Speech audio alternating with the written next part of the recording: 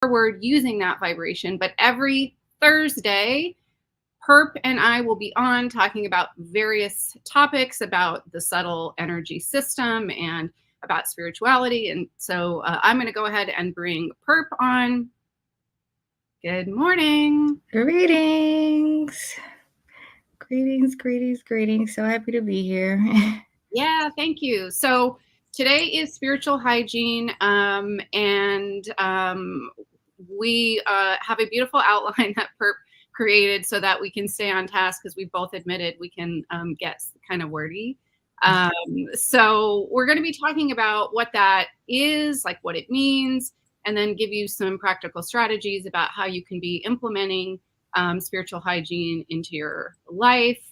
I don't know, Purp, you want to talk a little bit about yourself before we dive in? Yes. So I am a holistic wellness consultant, and I've been doing this for about almost like 7 years now. And I'm just kind of getting into the more of the science side, or the corporate side of holistic wellness, and just really expanding into like nurturing women and a lot of different things. So I'm just really excited about learning how, or helping people learn how to incorporate spirituality into their everyday life, like just balancing out your life, not having to separate your spiritual practices from what you do every single day. So that's pretty much my spiel at this time, especially women of color, helping women of color do that. It's really my foresight. Okay, so that will be a good segue into sort of breaking down, because I love what you said about, not having to care for your physical and your spiritual self separately. I know I had that experience. So my deal is, I practice energy reading, healing, and essentially use vibration as a map to do everything I do in my life. And what I found through my process, which was like, I don't know, 12 years ago. I mean, I've always seen things in colors and numbers. It's not really synesthesia, but like maybe it would be synesthesia, maybe, but it's sort of like a beginner. But I just like started meditating 12 years ago, and what that did for my actual brain, and then subsequently for my physical body, I just opened up to this whole new way of being. And this process of vibration and the system that I used, which is kind of a system of symbols, was just revealed to me as I kind of just studied with myself, and opened myself up to this higher level of information. So I think I did kind of have them separate for a while, or learned them separately, my sort of physical body, knowing that they sort of overlay each other. But yeah, so now I'm really passionate about not just how great vibration is to use, but for people to, understand that they can develop these capabilities. And it's great to have other people who have studied for longer or spent time with these subjects. That's great, but to not be dependent on anyone to manage your spiritual body. I really would love people to understand that they're capable of having spiritual sovereignty right now, today. And it takes practice, just like if you're going to practice running a marathon. Exactly. Yeah, I'm really passionate about helping people see the practicality of it. Like, it's not really just going sitting on a mountain and meditating type of spirituality. It's like what you do every day, what you're consuming, what you're aware of. I'm like super energetically sensitive, and I realized that I was doing a lot of things physically in my life to kind of like alleviate my sensitivity. And when I started experimenting, like when what I'm consuming is affecting me, and what effects they're putting on me, is like I can really manipulate this. I can manipulate this. So what is this? And this is essentially, I found out through studying and experimenting just on myself, it's energy, it's energetics, and it's in everything. So just being mindful of what we're consuming, and how it's affecting us is really like, I really feel like that's spiritual practice. So that's what I feel like spiritual hygiene in itself is really mindfulness of what you're consuming, how it's affecting you, and just different ways in which the layers of the effects pretty much. Yeah, and we know, I mean, there's so many things that we've known through ancient wisdom and that have now been proven empirically and by science. And Bruce Lipton is a really good resource for that. But you know, everything, they are connected. And when we look at the ancient wisdom, the idea is that it is sort of an overlay. And we go back to that old, like Hermetic, even that old principle of like as above, so below.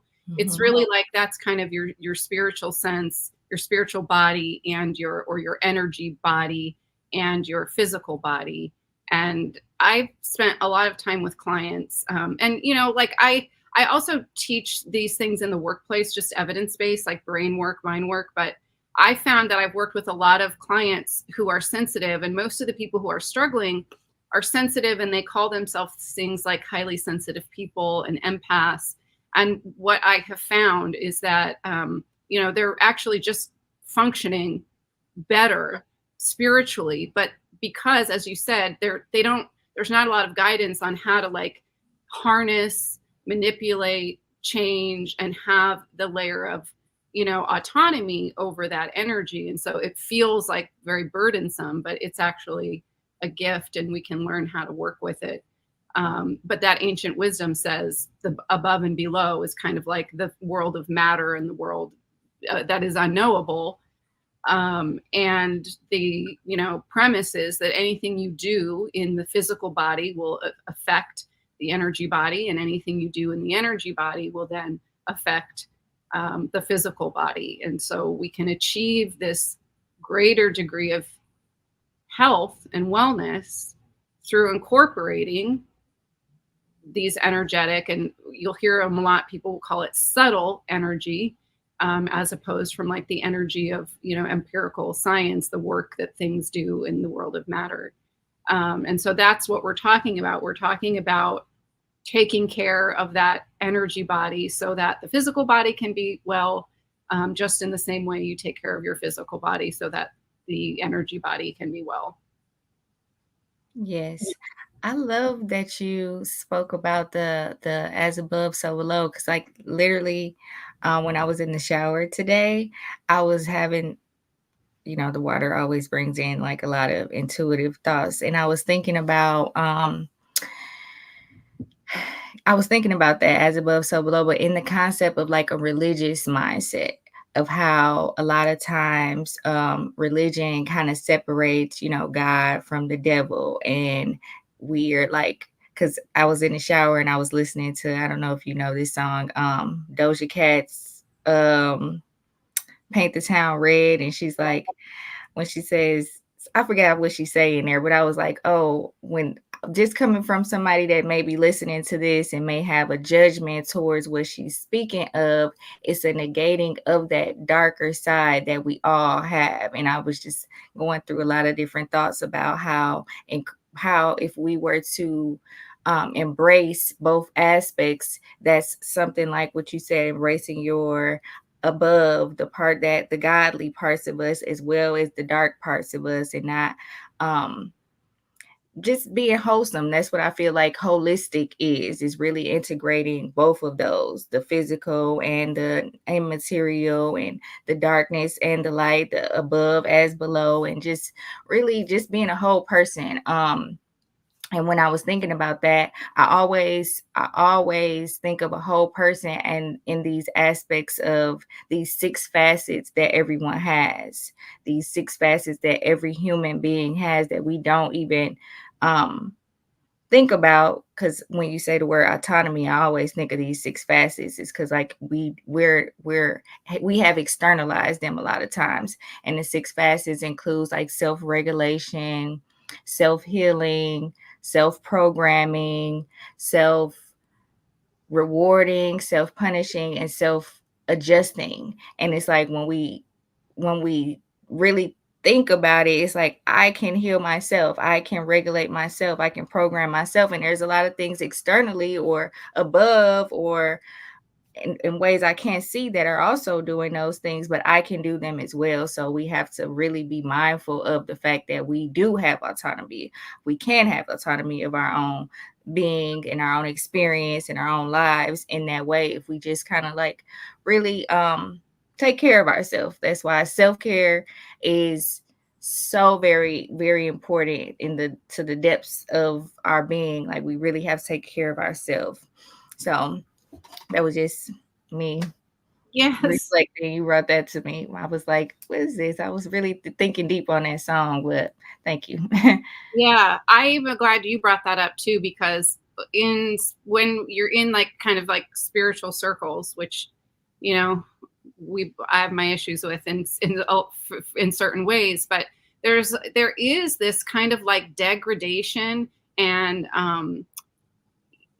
of the physical body and the physical form. And the truth is, we if we look at the oldest philosophy or spiritual concepts of what we are, there's this one thing that started everything, like some kind of source vibration, and then there's all these emanations that end up coming into finally creating our physical bodies. And the idea of all this work is to get back to being as close to that Mhm. one thing, that one original thing, whatever Mhm. that is for you, is to get as close to that one thing as possible while we're still in our physical human body. And so to demonize it is really to demonize ourselves, Mhm. uh, because we have both these parts. We have what I call visible and invisible parts of ourselves. And so we should worship all those parts of ourselves, because everything that is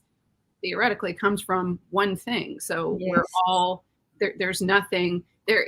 And for me, it's a matter of not understanding the vibration of things and how what you ingest, physically and vibrationally affects you, and how those vibrational environments affect you.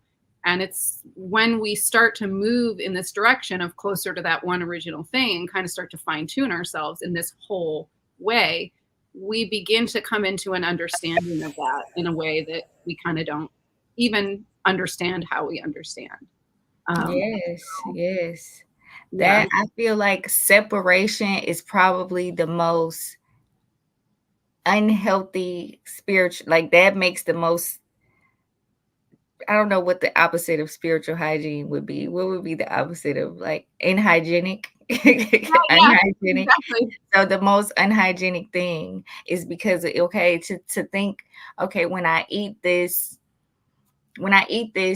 I'm separating myself from wherever it came from every ingredient that's in it, from the person that cooked it or grew it or killed the animal or whatever it is that you're consuming. To separate yourself from that is so like it's very dangerous at this point. Is in unhygienic because you're separating yourself, and that goes in so many different ways. To be in a community with people who you feel are not of you, to be a part of a species, a human species, and be like, okay, they're not like me, or like they're different or less than. It's separating yourself from yourself, and it's very detrimental to your mental capacity, your cells in your body, because it's like confusing. It's like, well, that's me. Like you said, we're all one. So your cells came from a certain one thing, and you're like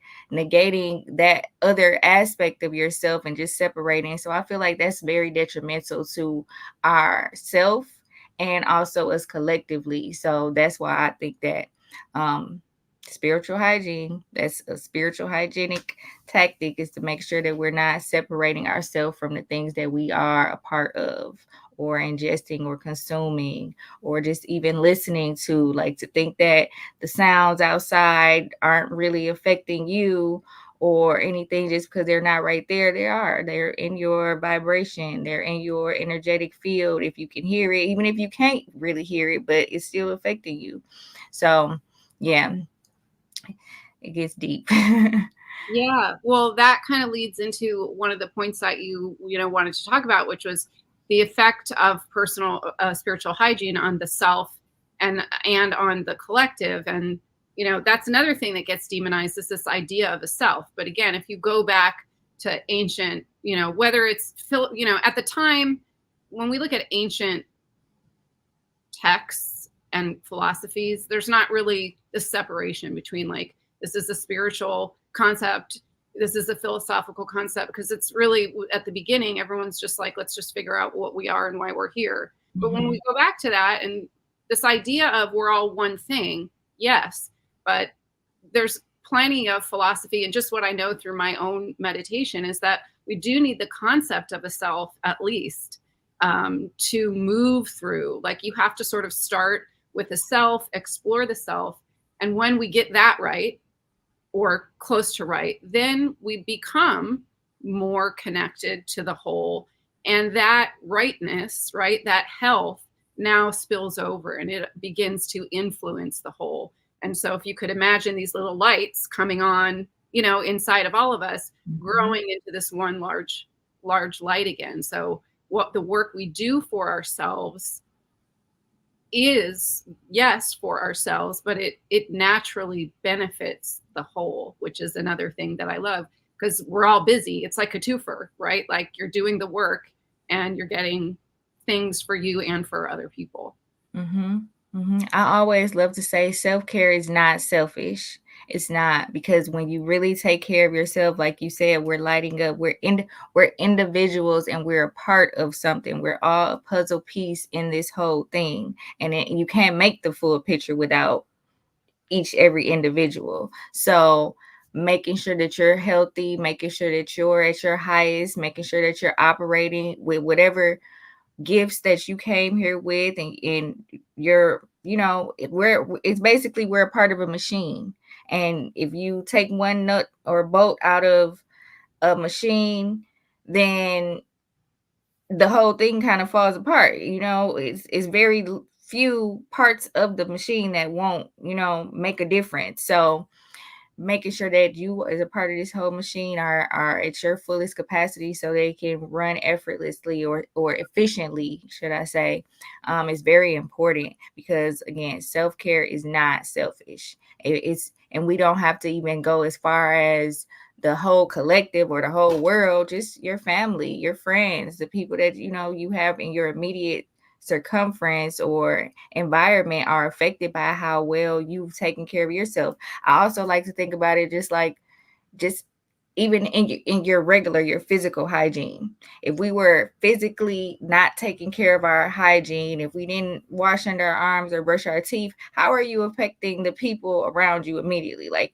That's going to affect the type of conversations you're able to have, how much people want to be around you, the closeness that they're going to be, the way they look at you, the way they treat you, if you're not keeping yourself up in a physical aspect. And that goes the same as your spiritual, because that it impacts your mental capacity. That affects how you want to take care of yourself physically as well.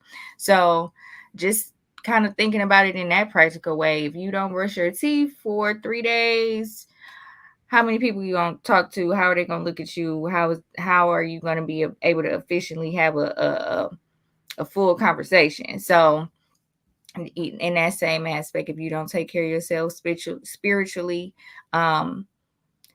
you will be impacting your relationships and the fullness of them. Yeah, I love that. And, that analogy with brushing the teeth, like, think about, there's so much we don't know about the physical body still, but there's also a lot, that we might not know about the unknowable that we all try to get close to. But think about that. Like, if you don't brush your teeth, if you don't have proper dental hygiene for years, you develop heart problems, right? So there's all these tentacles of, and so that's what I really try to help people lean into, is like, what we know, lean into that, and ask less questions in some sense, and use your intuition. If it feels right for you, do it, because there are probably implications beyond that one thing, because energetically we are a very intricate system, just like the physical body is an extremely interdependent, intricate system. And so it's not just what we know, the benefits and implication could be even larger than we are even realizing. So you could talk about, that's a good segue too, into like what do we get out of, if people are going to take their time and say, okay, I'm going to commit to introducing some spiritual hygiene, what do I get out of it? You would get a fuller understanding of yourself, your purpose. I feel like being purposeful is because I see us as spiritual beings in a body. So when we are operating like this physical, we're only operating this physical, we can only fulfill the physical aspects of us. We're not fulfilling our spiritual aspects. So spiritually, you may be here to, like what we're doing right now. I feel like we're in our purpose. We are educating about spiritual through our experiences with how they impacted us. Me personally, me not, like I said, when I first began to be more spiritually hygienic, I was I was energetically sensitive, and because of that, and me unknowingly, I was drinking a lot of alcohol. And what do they call alcohol? Spirits. It's a spirit. So me negating that, this energetic sensitivity, this picking up off of other people's vibrations, was something other than just a physical thing. I went to something physical that was not, that was bad for my health, bad for my relationships, bad for my mental capacity. So when I finally realized, okay, let me really just sit with this. Let me, instead, when I feel the need to tap into another spirit, let me sit with my spirit. Let me really see what is happening within me. It began to speak like that. It began to speak to me. I was able to like really speak to my own spiritual and really begin to like follow my own intuition instead of, okay, I need to go to the bottle and then allow those spirits to take over and guide me. I was able to really sit with myself and see things and people and like these colors even more fully, see the real mission and purpose of me being in this vessel, me having these gifts, me being sensitive, and what that meant, what was the effect of what I was just intertwining with. So that's the biggest benefit for me, is just being more in tune with yourself, being able to live a more fulfilled and fuller life. Because a lot of things are, even though we, yeah, I'm happy or whatever the case may be, if you're not able to see yourself fully, then you may not really be. Like, you may be like, I was having a good time drinking a bottle. I was having a good time, but I end up spending a lot of time passed out, sick, and a lot of things. So was it really a good time, you know? Or was I just running away from myself? And so that allows more time to really get in tune with that oneness, that connection to the source energy. Your source energy is the biggest benefit for me. Yeah, and you said before like a puzzle, and there was a comment too at somebody, talking about the concept of self and how it's important to remember that it's part of the whole. And it's like, yeah, but and those puzzle pieces that connect together, right? Those pieces of light, really, which is really how I see it. Like, if you don't know what your piece, the piece of yourself looks like, how are you going to know where it fits and how it fits? And when you understand yourself, that your own piece, you naturally begin to attract and gravitate toward, instead of having to figure out Yes. what you connect with, it just happens for you because there's this bigger kind of picture at work that is, that knows what needs to be done for the good of all of us. So that's what we're doing. Those are all of the benefits of, like, doing these spiritual practices. So let's talk about the practices. Mm-hmm. We can talk about meditation and mindfulness, which I really love the two of these together, because I think of, like, first of all, there's some people who compare the physical body to the subconscious mind. And we can think about, when we use meditation, which is really a deeper practice of awareness, I love mindfulness to lead into that. So I think of mindfulness as, okay, mindfulness lets you pay attention, right? It lets you Mm-hmm. pay attention to the degree that you understand what's inside your subconscious mind. You understand what's inside your body, what's inside your energy body. And we need to assess the landscape, right? Before we can start changing things. Well, let's figure out what's there. And I love mindfulness for that.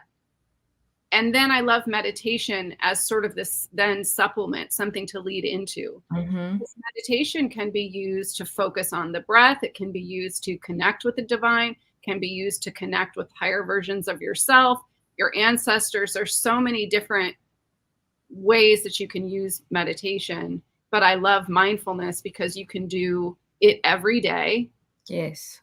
anywhere. Both of these completely free, like you don't need to pay for stuff. And mindfulness lets you go, okay, what's in here? What kind of patterns am I seeing? And you can do things mindfully, like brushing your teeth. It just means Exactly. paying close attention. And it feels weird at first, right? But, like, what does the water feel like in my mouth? Where is my tongue placed as I'm brushing my teeth? All the things that we don't really dial in on. You can listen to a song mindfully. You can look for the backbeat. You can examine the words, like all of these things that help you pay more attention and begin to expand your awareness, because our awareness and our consciousness are really kind of one and the same. They're tied together. So as we become mindful, we can see that landscape of our vibration and our energy body and the physical body.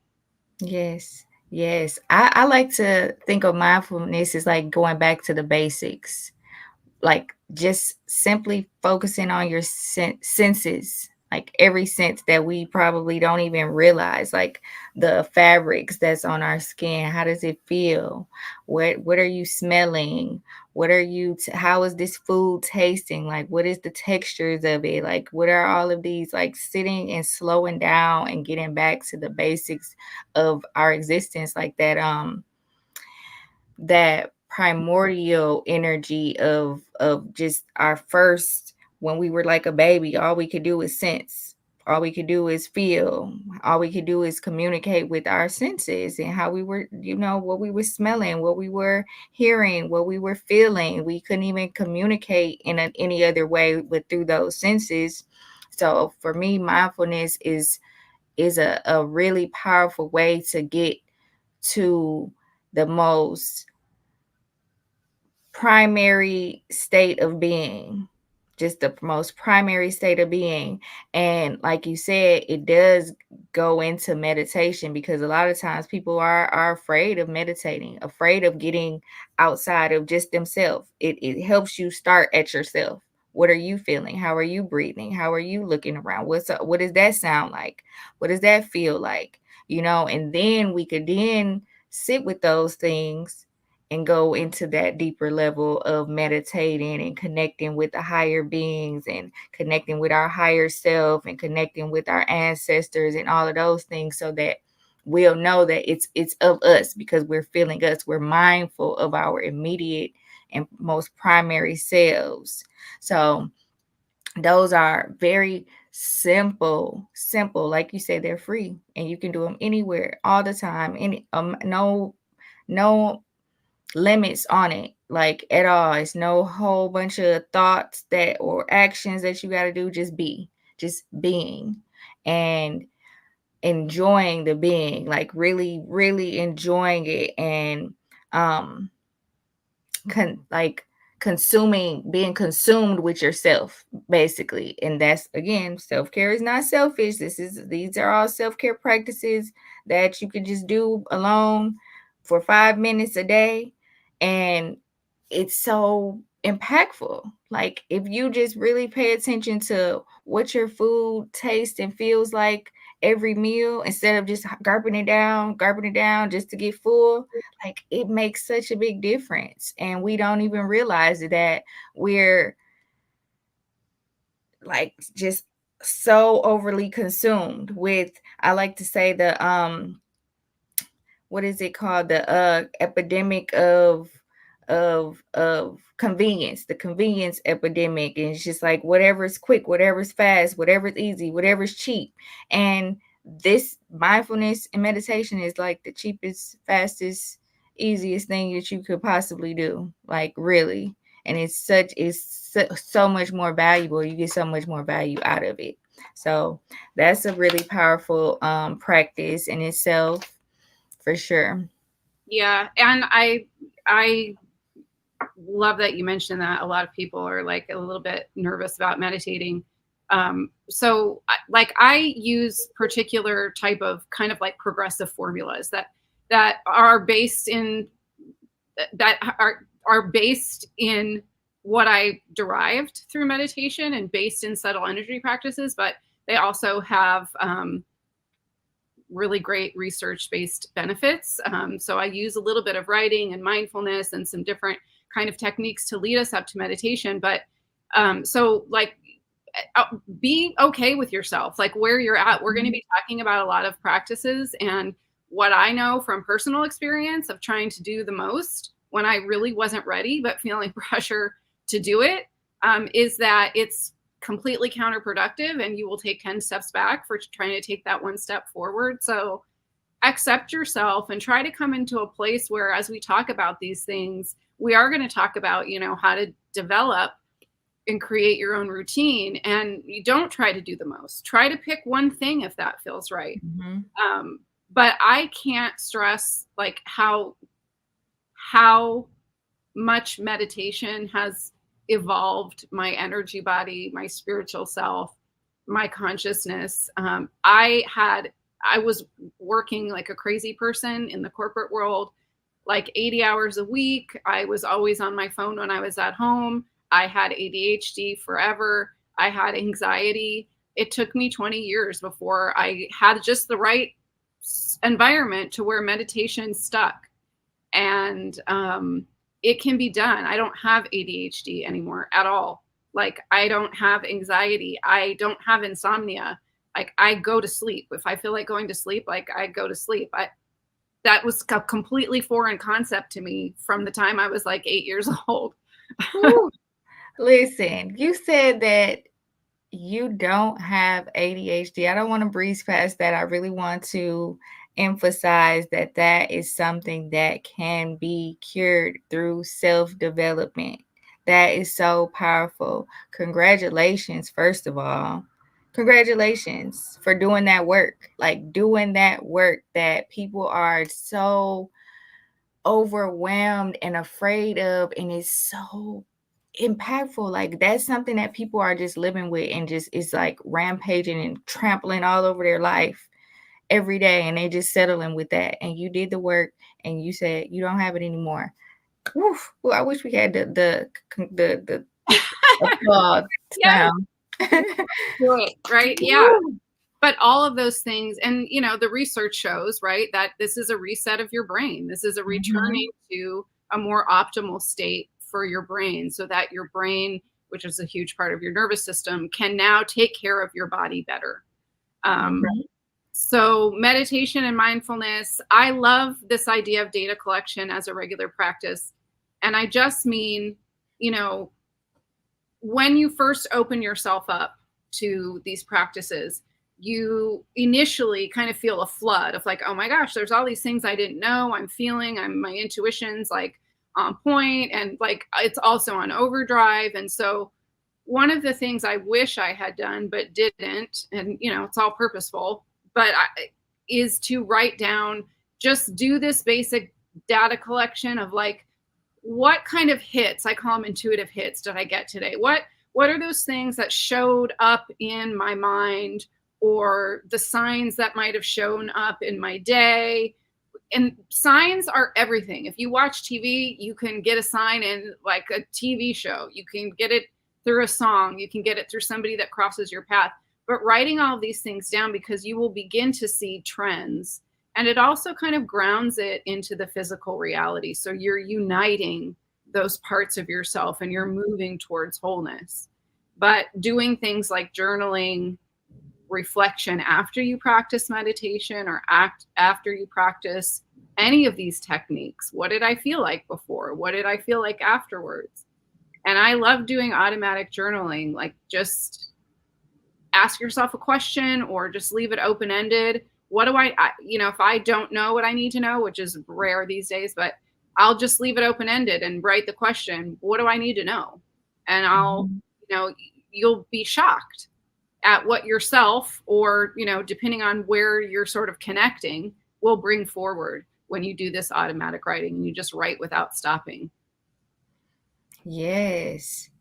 I'm I'm super analytical. So when you say I love the wording of it called data collection, because that like I know I don't really do normal journaling. Like it's definitely not normal journaling. It's definitely data collection because I have to write down like where's the moon, the date, the color I was wearing, the what did I eat, how much water did I drink. Like I really collect the data and in order to like analyze it to see how did these things make me feel. So that, like I said, when I started my journey, I started doing these experiments, and I like to do it like in a the scientific method, where I write down this information. What were the variables here? How often did I do this thing that then got me to this place? So I love the wording, data collection.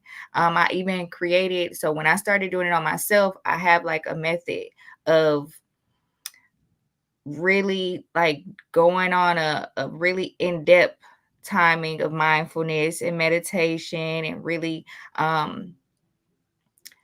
paying attention to my consumptions. And that goes beyond just food. It goes into what was I listening to? What did I read today? What did I wear?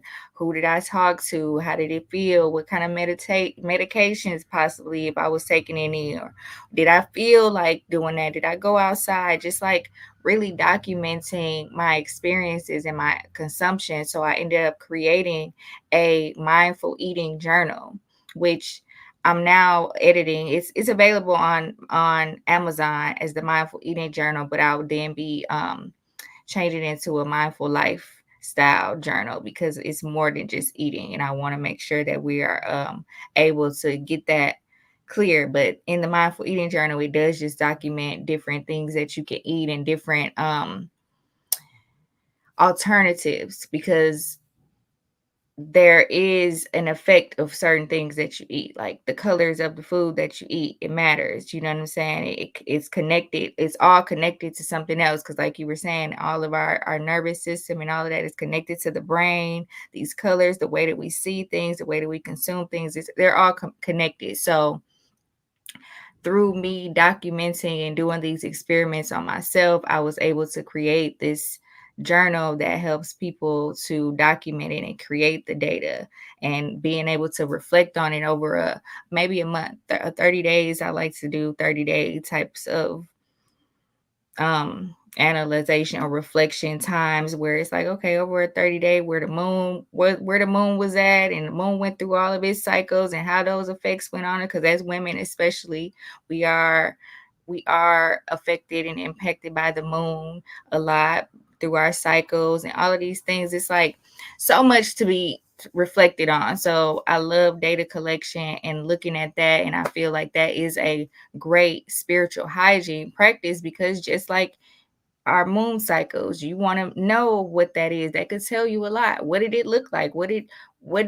How long did you bleed? How long? What was the color? What was it? Some smells? What was your ovulation time? Like just being mindful of those things and documents it, and then being able to go and look back on them to see what worked, what didn't work, how did it work, is so powerful. It's so powerful that we sometimes put on to someone else. Because if you go to the doctor, they're going to ask you this stuff, and you want to know, you want to be able to look at that for yourself. It's very helpful to be able to look at it for yourself and have your own file on you. Yeah, I like how you said your own file on you. And when you use a journal like this, or even if you don't, right, you're just using whatever thing that you bought for 99 cents, you're teaching yourself, your whole self, right, to synthesize this information on its own, because that's the goal. And you are teaching. So then there comes a period of time, and I can tell you this from experience. There comes a period of time where things get to be like walking and breathing, right? And so you don't need to data collect on certain things anymore, because now you know where to be, where not to be. You're almost automatically being guided. And then you might move on to, okay, how can I synthesize this information in a new way, or apply this information in a new way? So you're really not only training your whole self, you're training this integration of self, but you're also training your higher mind. And again, there's a ton of, even empirical research that shows that this engagement of the higher mind does lead to these types of phenomenon where you just know. But yeah, I definitely wish I had done more of that, like data collection prior. So we talked about meditation, mindfulness, data collection, which is that data itself, plus journaling and some reflection. Let's talk about basic energy clearing practices. I love smudging, and I would encourage everybody. So smudging, like fumigation, and a lot of people think of sage because that's what a lot of the First Nations and the US use. But I encourage everybody to look to their own history, because there's typically a particular herb that your family, culture, lineage has used. Like we're Italian, we use rosemary instead of sage, and that your vibration almost recognizes those things. So finding something, if you can, from the region that you came from, even if you're 4 generations removed, 5, 6 generations removed from the region that you came from, or from the culture that you came from, can really be helpful. Salt baths. What else do you have to say about energy clearing? Because I love sound for energy clearing too, which we'll talk about in a second. I absolutely love salt baths. That was one of the things that was my main practice for a long time. And I also absolutely love what you said about making sure that you're choosing what works for you, especially with your lineage, because it kind of goes back to what you were saying about us as puzzle pieces, and making sure that we're full and whole as our puzzle piece. Because a lot of times we could be like chopping off one of our little puzzle pieces that fit in, or putting in pieces that's not really of us, and it doesn't attract us to the place that we're supposed to be in, that we're really fully fit in. So this energy clearing, it because energy does come on to us, and it could be like an extra leg that we don't necessarily supposed to have on us, and we can't really fit into the places. So I really like salt baths because it's like hydrotherapy. In the herbal baths, I make a lot of different blends specifically for the different herbs to activate certain things and clear certain stuff and do different things to the mind and whatnot. But the hydrotherapy in itself, without the herbs, just the salts, the Himalayan salt or the sea salt, they do detox your cells and hydrate your cells, and bring in different minerals that we may be lacking from the food that we are eating and things of that nature. So I really feel like the salt baths are extremely powerful for that energy clearing. I do what I call Reiki baths, is that I would charge the water, because I feel like water is extremely powerful. Like we are literally 72 to 75% water in our own vessels. So like really taking time to speak to that water within us and sitting time in the water and like really detoxing our cells on a molecular level is so powerful. So the Reiki baths add in the energy clearing as well. I do like the smudging, um, light light for me is a really great way of energy clearing, like sitting out in the sun, getting out of the artificial lights. But it kind of depends on what it is, the energy that you're trying to clear. But sitting out in the sun is a lot of clearance for me. Um, and like you said, the sounds, a lot of times I just put sounds on in the house on a very low frequency and just let them play, and no, you don't even have to hear it because it's sending out the vibrations, it's vibrationally clearing. So those are pretty much my main tactics. Like I said, the baths though, they they were a major part of my just helping me get in tune with myself for real, just because it was a lot to detox and get to take in the minerals and understand because we literally were in water when we were in the womb. So like I said, going back to the most primary space, the most primary state of being is so important as much as possible, because we externalize and we get all of these different things, and we just humans, we're just spirits in the body at the end of the day. So try to put in practices that take you back to the primary state is very important. I love that. I feel I take a salt bath almost every day. And when I have like energy clients, a lot of times I'll salt bath if it was like a really kind of a, more complex type of case, I'll do a salt bath in between clients. But I also like that you're, talking about what it does, on a cellular level. It does support your cells. And it's really easy to go, because we have these mirroring of our energy body and our physical body. It's really easy to understand some of these concepts that feel like, well, I don't know those things. If you know the basics about how the physical body works, like most of us do, how the energy body works, because you can translate that. Like when I look at what the salt does to the energy body, and this will help when we talk about the sound too. So if you can think of, that we're made up of cells, and we're ultimately like molecules, right?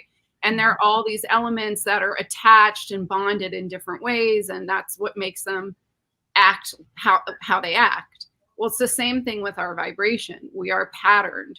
We have these patterns of our energy body, and that's kind of what sacred geometry is, right? And so we have these certain patterns. When we use those salt bath, it truly dehydrates that vibration. So it takes the pattern, it basically offline, it sort of resets the vibrational pattern. And then when we can introduce in that time, like herbs in the bath along with it, we reset that vibrational pattern, and essentially we program that with like, okay, here's the things you need to go back into your optimal pattern. And that's really what sound does. It very gently guides those molecules of our energy body, right? I don't know. I think of them as plasmoids because it's what makes the most sense to me, but it's guiding those back into their optimal sacred patterns. And that what gives us, that's when our vibration's good, right? And so that's what sound does. It says, look like this. It takes all those little molecules or those pieces of the energy body and says, do this, form like this, form a circle, form a triangle. And it's much more intricate, right? Because it's, not three-dimensional, but that's why I love sound. It truly is a program for our vibration, and it affects us at a cellular level. And there's good research beginning to come out now.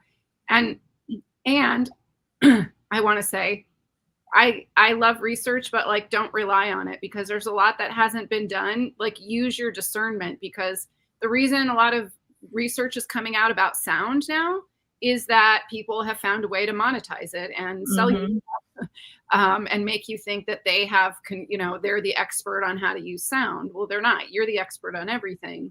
So we're seeing more research, but that doesn't mean it didn't work all along. So leaning into what feels right for you, regardless of whether the research is there, can be very helpful for these kind of things too. Absolutely. Oh, I don't know how I forgot. Crystals. And Crystals. ooh, I love a crystal in my bath. Like I love a Yes. crystal in my bath.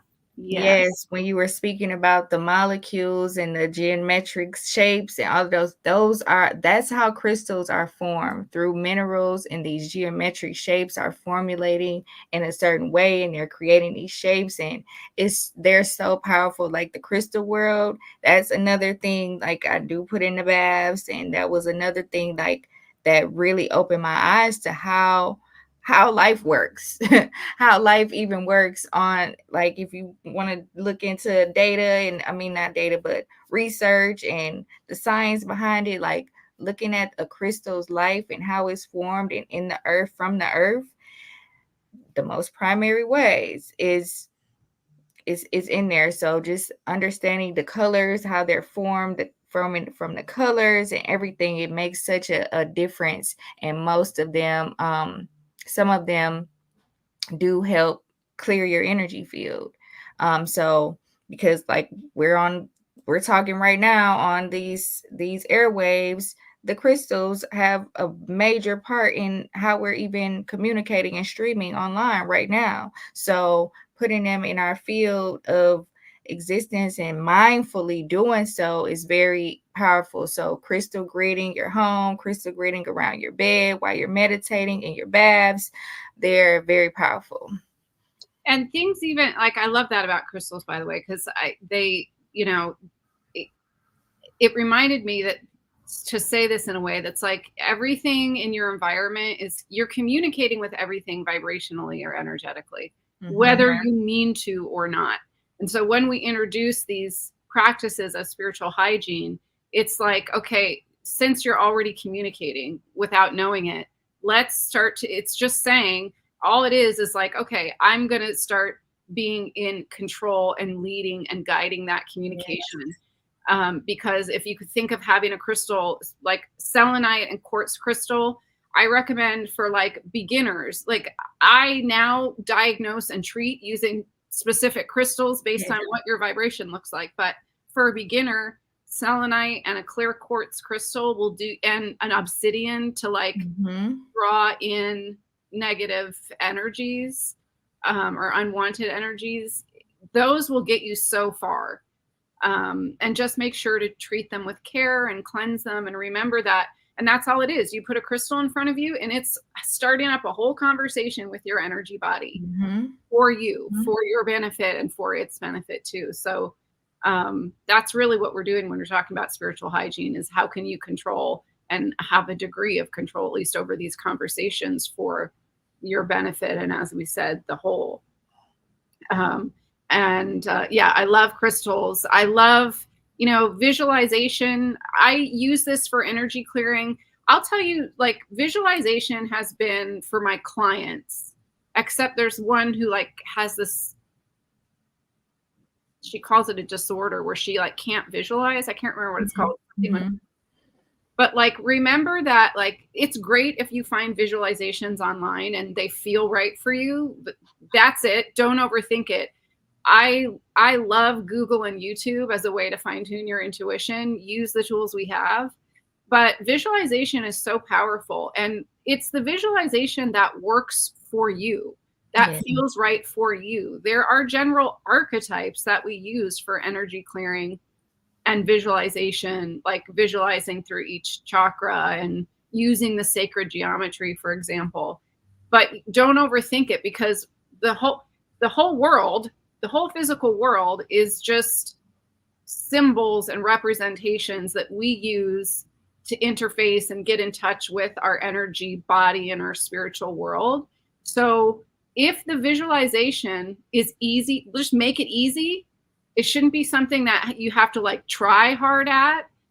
If you are trying and you're like, this doesn't, it's not fitting, I can't do it, which a lot of people say, choose a different visualization. It literally doesn't matter. What matters is that you intend to use this symbolism to clear your energy body.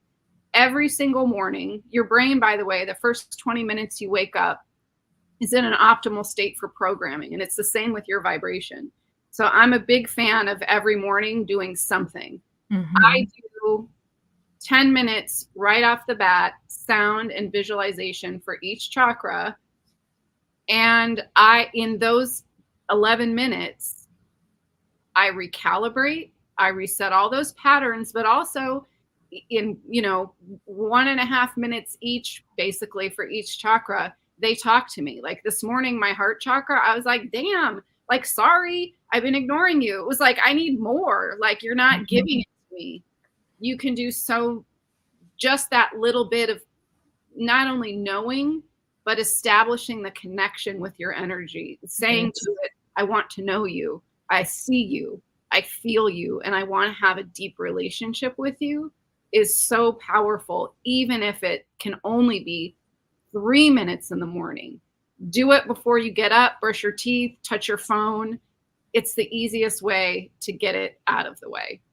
Yes, yes. So it's simple but not easy is what I like to say. Those simple but not easy practices of just visualizing things and getting in touch with yourself. Because I do too do a body scan in the rising, and I do check into my each chakra, and I like to see something different that's connected to it. Every time I hit a chakra, it's like a different visual that's connected to it to see the health of it. And I share a few of my visualizations on my YouTube channel, the visualization meditations, because a lot of people, I have had that been told that people just don't know what that is, but it is not meant to make you specific to those meditations. It's just to give you an idea of what visualization is. It's just creating a scene, creating a feeling, creating a sense, getting to, in fact, like I was saying, to your senses. I like to just guiding people to really tap into that imagination, that scene in your mind, your mind's eye is what I like to say, is just your mind's eye. Instead of just what you're seeing right now, you can do all of that in your mind's eye, and that's literally connected to your energy body and how it's communicating with you. And that's how you can communicate it with your mind's eye and your visualization and your imagination. So just getting active with that is so powerful. It's very powerful, and just visualizing the positive things, or more favorable things, should I say, the things that you want. Or if you're feeling down or something like that, tapping into the visualization of something that could transmute that energy, is you communicating with your energy body that you want a change, you want to shift, you want to clear it, you want to elevate it, or cleanse it, or whatever. You can even just see you washing a car, or just washing off your energy body, putting up a white shield, a white field, a force field around you. Just things like that is just you communicating with your energy body through your mind's eye. It's a very simple practice. Yeah, actually, I like that you brought up that sort of like the shielding, because that's something I use pretty much every day. So it's the easiest thing to use, and literally you can picture it like a science fiction like movie, right? It like forms around your body. This is one of the most powerful, I think, spiritual hygiene practices you can use, because you can get fancy with it if you want. You can start diving in, like, what do I want this force field to do? How much do I want to get in? How much do I want to let out? All that stuff. But just the basic, like, I'm going to protect my peace and my energy today, and I'm going to put up this shield. And, just what it's made out of, what it looks like, will come to you in your mind's eye immediately. Stop there. If it looks like wood, that's your thing, and you don't have to know why. But that's a really powerful practice. I use it in the morning when I go to bed. And then if I'm going into a pretty heavy social situation where there's a lot of people, I'm like, let me not walk home with pieces of everyone in here. Right. Exactly, because we don't know what other people's hygiene is like, you know? That's just like I was saying about if you hug somebody with that haven't, washed on or their clothes or something, you're taking a little bit of their scent or stench or whatever it is with them. So you want to make sure that you're shielded and energetically in that same way. Um, yeah, so that's very powerful for real. And with the stretching and the moving, I like to visualize that as well, because like again, we're connecting our spiritual with the physical. When we think about like our joints, the fluids in our joints, I like to like kind of like visualize them kind of like expanding, like even like what's her name, the incredible stretch lady, like understanding that that's an extension of our physical, that if we were to stretch our bodies and really make sure that all of our vessels are able to move, our vessel is able to move, fluidly, and we're fluid physically, we can then make more of a stretch energetically. Like we can not only have that force field around us, we can stretch it out to our home. We can stretch it out and then, protect our children or our family that's across the town or wherever the case may be. Our energy body can really stretch if we're physically fluid as well.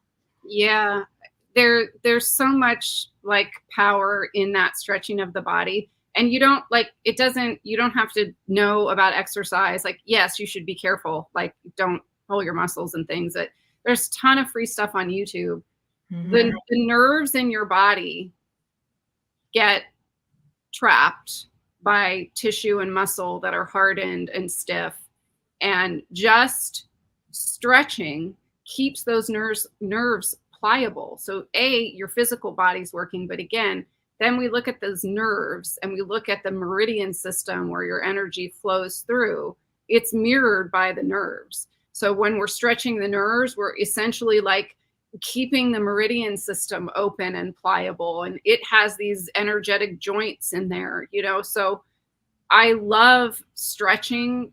I mean, it also has all these benefits of like stress relief and all that stuff. But even when we look at somatic work, which there's some psychological evidence for, emotions and these trapped patterns, they can get trapped in the tissue of your body, in the fascia. And so just stretching out, give things a chance to release, because then otherwise you're kind of holding on. But stretching is one of the biggest, for me, things that I say, if you couldn't do anything, stretch your body, because you can start doing it while you're at your desk, while you're at work, while you're on the phone, in the car, whatever. Yes. Because we all get tied up in here when you're anxious or when, just think about the natural reactions when your spirit is afraid or is mad or any of those things. Like, what are those reactions? They're tight, they're tense. So if you physically move those out, you could be spiritually working out those kinks as well. Yeah. And, this is all to avoid, like, this is all preventative health. Basically, that's what spiritual health is. And so, this is when, like, you hear these teachers or energy workers or whoever they are that are like, oh, you have these blocks that I can fix for you and solve for you. There really aren't blocks, truly. It's just that's a whole nother probably episode, but it's just the way the patterning happens. It's just something that happens in the patterning, and the sort of the I can't think of the word, but it's really bothering me that I can't think of the word. It starts with a C. But anyway, so this is so you don't get those blocks, right? So if somebody's like, oh, yeah, blocks here and blocks there, you're like, I already know I don't, because I've been in prevention mode. And because I've been in prevention mode, I can feel what's going on in my energy body. So we talked about a lot of things. So I think, Purp, you're really good about like turning concepts into practical um, into practices. So let's talk about that. Creating your own type of routine. How can you use what we've said in your everyday life? So I like to analyze the whole thing. So anything that I say, make sure that it's based off of you, your design. I like to get real specific, that because what works for me may not work for you. What's going on in your life may not be the same thing going on in my life. So I may not need to wake up in the early in the daytime and go running or something like that. But really, really just starting small with what, like she said, mindfulness, seeing how those things, what is really your problem first off. What is the thing that you want to alchemize? And then if it's your diet, start there, being mindful of what you're consuming, documenting that. If it is your physical, and then starting there. If it's more of a, of course, those are all physical things, but like we said, these are all interconnected. Just being mindful. That's how I feel. The mindfulness, because those things are free. Start there to realize what exactly is your spirit telling you that needs to be done, because that's the only practice, because it starts small, is knowing the awareness, identifying, and then putting something into action. That's always how it goes. That's the I am. Identification, then action, and then it manifests as whatever, however it needs to manifest. The action would be to either write in your journal every day after you have done a meditation, maybe possibly taking a bath once a week. Just like starting really small and implementing these things. You don't have to do all of them at once, but first start with the mindfulness. We like she says, many meditations, on guided meditations, if you're afraid or have some type of, you know, thing that you just need guidance and support within it. There's many on YouTube. I got some on my page if you want to check them out. um Start there, documenting, just writing, how do you feel today? That's a simple prompt. I even, with that journaling thing, if it's the spirit that you want to get into, what I did for a while was practically like, I would get a Bible verse. I would read a Bible verse. I had an app on my phone that had Bible verses on there, and I would write the Bible verse down and then um translate it as how it related to my life.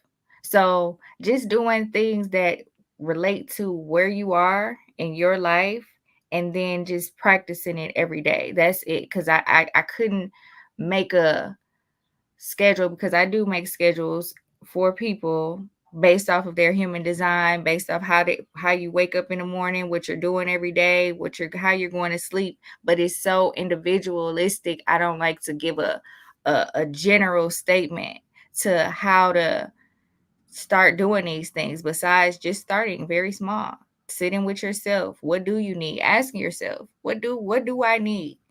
And allow those answers to come to you, and then implement it. Because we gave a lot of information here, and it could be like, how do I meditate and journal and take a bath and do sound and visualize, and it's like, and stretch. It's like, nope, you don't got to do all of that. Just ask, what can I do practically? What can I do for 5 minutes a day? Yeah, I like that would be my recommendation, is like, because we did talk about a lot of things, and it, my recommendation is, if you've never really done anything like this before, or it's been a long time, I would say choose a time, and I would say 3 minutes to 5 minutes would be an easy time to start and commit to. Choose a time and choose a thing, and you can randomly pick one, or if you just literally sit there and go to yourself, which one of these things should I pick? Something's going to come up immediately.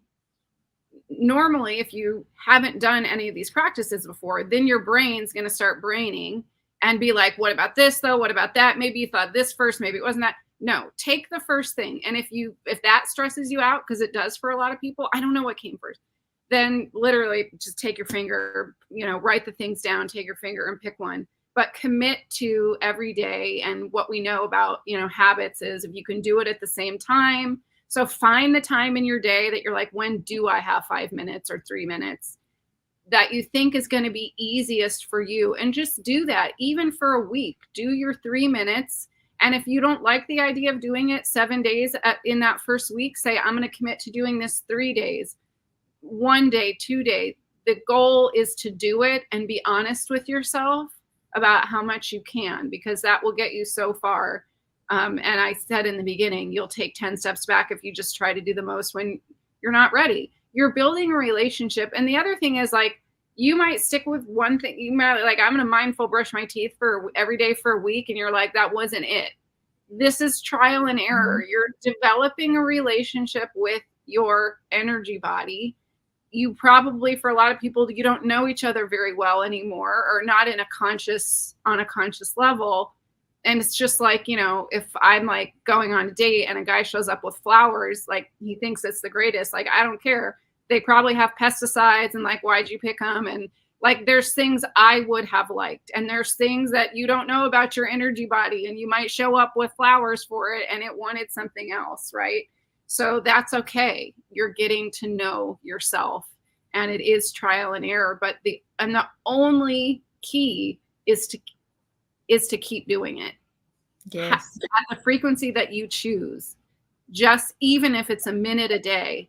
And I know from experience, it does get easier, and you add 2 minutes a week, or you add an extra day a week, or whatever. Just make it progressive and easy, and get rid of this idea that, everything that is worth having comes like at a hard cost or whatever. Yes, there's work and determination, there's action, but it can be fun and enjoyable. And in fact, it should be. If it's right for your energy body, it's going to feel good to you. And if it's not feeling good, you can try something else. Mm-hmm. No, absolutely. Please remember, you can't do this wrong. You can't meditate wrong. You can't journal wrong. You can't be mindful wrong. You can't visualize wrong. You can't do it wrong. So release the fear, release that immediately, and know that whatever you and your spirit in the building of this relationship and communication with it, you can't get it wrong.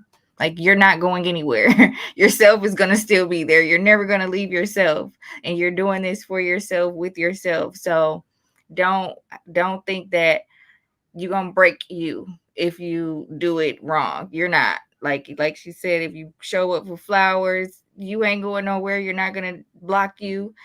You're just going to wait on you to do something else and try again.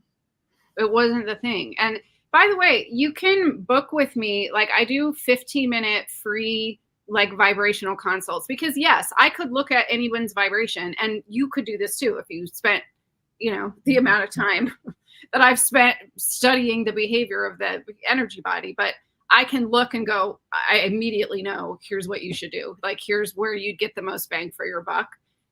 You can have 15 minutes with me. No, I can't assess your entire vibration and tell you everything in 15 minutes. But if you want to know, if you're overthinking it and you're like, I want some guidance, or I would suggest coming up with what you think works the best for you, coming up with your own plan and booking with me. You can do it through my Instagram and spend 15 minutes with me. It won't cost you anything. And I can go, yeah, that was right. Or, here's what I see maybe could be better. Think about this. Ultimately, you're the boss every time, regardless of what I see when I look at your energy body. But yeah, you can come on, and in time, you'll just know. It won't be guesswork, but you have to put in the work, the foundational work. You can't go out and be a ballerina until you've done, first position 870,000 times. Like, you're developing this kind of vibrational memory. That's really what you're doing, just like you build muscle memory and just like you build neural pathways in your brain. So yeah, feel free to, to use us as resources too. And even, the journal that Purp has. So, okay, what else are we? I know we're at like, we didn't intend to go this long. I don't care, but do you want to talk more about practicality, resources? Do we want to go into, yeah, where do we want to go? Um, I do have a resource. Starting August 1st, I'll be doing soul self-care training, where it's a 5-week program, a group program where every week we're going to be going over different self-care practices, and it'll get a little bit more individual because I do foresee it being a smaller group where we'll go over emotional care, spiritual care, physical care, and then gradually speak about how we integrate that into communities. So we'll go into more depth on these practices that we spoke about here today, but in a group setting where you could get more one-on-one and understanding of you and your vibration and how these things could be implemented into your life on a day-to-day basis. And because like she said, it requires training. You're not going to be the star athlete of this practice the first time. So really getting into the training of it. So we'll be doing that beginning August 1st. And I think we have that in the description already. Again, that's soul self-care training beginning August 1st. And it'll be me and my guests. We have Lori there. Hopefully she'll be there to assist us and bring her vibration regulations, and a few other guests that are specialists in their field, because I like to, we're all different. We're all different. We all have a specialty, all have a gift that we are implementing into our practices a little bit more, because again, we're all puzzle pieces here. So I wanted to build like a community where we could utilize one another in a more intimate way and intentional way. Yeah. And if you, I have lots of readings on this YouTube channel where you can begin to get vibrational education and start adjusting your own vibration at the same time. So just jump in and watch those. Soon, I'm going to be focusing on some heart chakra stuff, because really the connection, that's kind of where we connect with ourself, our spirit self, our physical self, and each other. And from when I lean into the energy, I feel that in the heart space, that we could really use that. So I'm going to start a series on that, but as well. And, part of the other work that I'm doing, since, a lot of people don't have a lot of money to spend these days, I'm really working to make as much as I can for free. I still value my time, and my private clients certainly pay me well. But who will continue to have money no matter what happens with the economy will be businesses. And so what I'm doing is funneling a little bit of that money that they pay me to do these trainings, and using that, so that I can provide some free groups and classes to the community. And so I'll have more of those: writing, meditation, emotional work, like they'll all be different things. So stay tuned. I'm kind of backtracking because I got this client before I even had my website up, quite honestly, or was even close to having it up. So I'm trying to just meet the need of that business, so that I can funnel that money into some more free groups. But that's the intention of this channel. And the community as well. We are all these individual lights. We are all trying to connect with each other. And so when we can be in the space, we're two regular people doing life like everybody else, and we're using this space to try to form some kind of community. I know for me, like, I read every comment, I respond. When people sometimes comment, and if they want like a quick and dirty energy read right there, if they're open to it, like, I'll give it. But supporting each other through this process is critical, because the more aware you become, the less you will relate to people who are unaware. Yes. And so to have each other as a sounding board is really critical and can't be overstated. Yes, absolutely. That's why I've been very obedient to continue to show up here on YouTube and also on my Instagram at the Purp 30. I do a lot of just sharing my offering and anything that comes to me that I feel that could help, that has helped me, because this is just me just experiencing life and going through life as an individual. Um, I feel like that's valuable. So, um, make sure you check that out. Follow me on this YouTube and also on Instagram, because that's where I continuously have been showing up to share the offerings and build community. Healing Women of Color is also a broadcast on my Instagram where I just share different things for that I feel like is significant for our growth as a collective. So yeah. Yeah. Okay. Last, I've been meaning to tell you this. I want to share something about your visualization that I did. So, when we first connected and I saw your YouTube channel, and I was like, okay, I don't have time right now, but I'm going to go in later this week and do one of your visualizations. And I knew which one exactly I was going to do. And I don't even remember which one it was going to be actually, but I go in at the day and time I have the time, and I see this one that was like the dragon of abundance. Mm. So I was like, and that's not really my thing. Like, I don't really resonate so much with dragons. A lot of people do, but for some reason it felt right to do it. And I do just, when I get the hit, I follow it. I don't ask any questions. Yeah.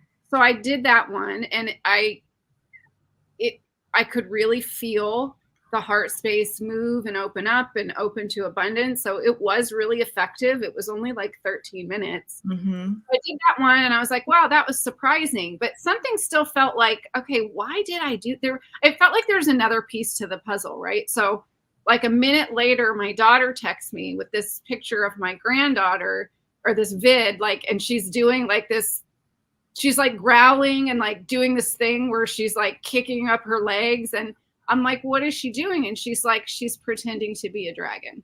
Wow. Wow. Yeah. Yes, it's like, and I just ran, like, literally these are the visualizations that I do for myself that I just record as I'm guiding myself through these.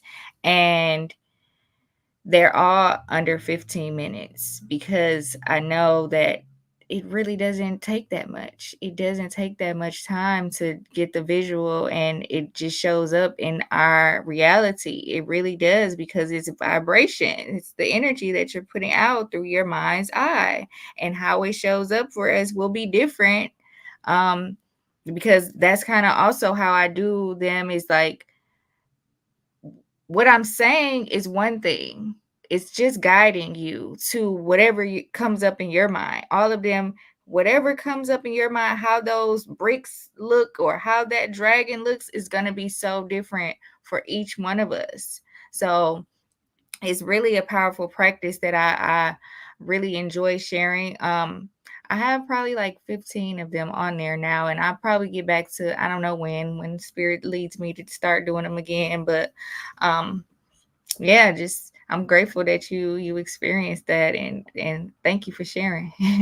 Yeah, they're cool. I had some on a different channel for a while, like some visualizations, and mine were like, I don't know, they're kind of like poetic visualizations. They were sort of my own creation, but it was, like time to move away from those, and I started doing other things. But I'm feeling myself maybe gravitate back. I really curate every vibrational detail in the things that I'm doing, especially if I'm sharing it. So Mm-hmm. I appreciated the artistry in yours as well, because it was clear that it was it came from the creation vibration. Mm-hmm. Yes. Yes. Okay, so we're cool, right? Like, I think Yes. we did everything that we hope to do. And I don't know, my last thing is just do it, do something, don't overthink it, and don't judge yourself. And I feel like that's kind of all you need to know to start making spiritual hygiene not only a part of your day, but like actually work for you. it will work for you immediately. Because, and I see it, by the way, I meant to say this, when I look at someone's energy and we're talking about doing something like, oh, I want you to use this crystal or whatever, this movement or this mudra, I will actually watch their energy body respond in real time and perk Mm-hmm. up. Go, oh, I heard you talking about me. So just by nature of the contemplation and hearing us talk about these things, your energy body is getting cued in and it's ready to go to work. Yes, yes, immediately. It's ready. Like this is what we're doing right now. Is just doing something and sharing it. And I know that just like all of the offerings that we have put out there before, it impacted because that's how I found this channel is by her doing what she does and showing it. And like I said, it really impacted me. I'm like, wow, feels like a transmission for me at this very moment. So energetically, we are connected, and whatever we're doing for ourselves, it does transmit. So make sure that you're just doing something, whatever that is. And again, you can't do it wrong. You can't do it wrong for yourself. So please do something. Yes. Yeah. Okay. Well, I loved doing this. We'll be back same time next Thursday. Yes. Peace. Peace. Bye.